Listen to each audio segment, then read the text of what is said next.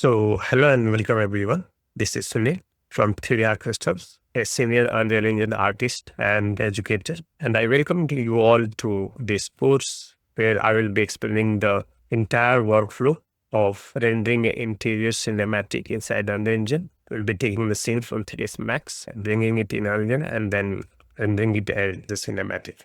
So, to begin with, we will have to go to 3dzip.org. So if you already have a scene which you want to convert it as a cinematic render, that's great. You can just open it in 3ds Studio Max. Or if you want a sample scene where you want to practice and then get your hands on and then understand the entire workflow. So I will highly recommend visit 3dzip.org, find a scene which you like, and then you can practice everything on that scene and multiple scenes, in fact, sharpen your skills. And then once you are good, then you can go ahead and then use the entire workflow on any scene you like. Or if you already have a scene in Max, that's perfect.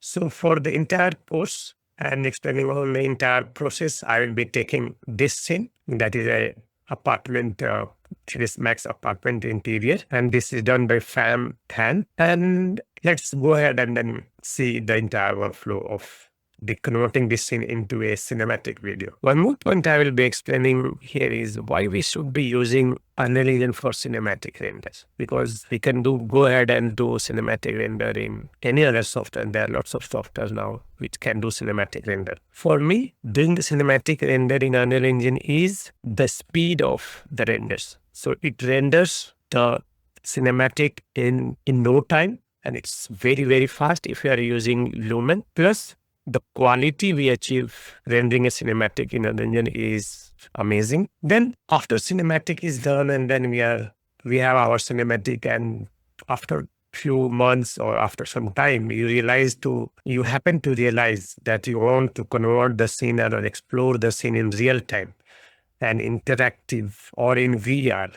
Then if you have done that cinematic in any other software, then you are done. You have to do the entire workflow and process again in Unreal Engine. Then only you will be able to see it in interactive mode in real time or in VR. There are other softwares which can do VR for now, as of now, but I like most using Unreal Engine for VR also. So if you happen to decide to explore the project in VR, real time or interactive, then you are already halfway done. All you have to do is you just go to Unreal Engine and then optimize the project, do all sorts of interactivity and create an exe where anyone can explore the entire project in exe. You can also include the cinematic inside the interactive application. Here you just can go ahead and watch the entire cinematic in real time.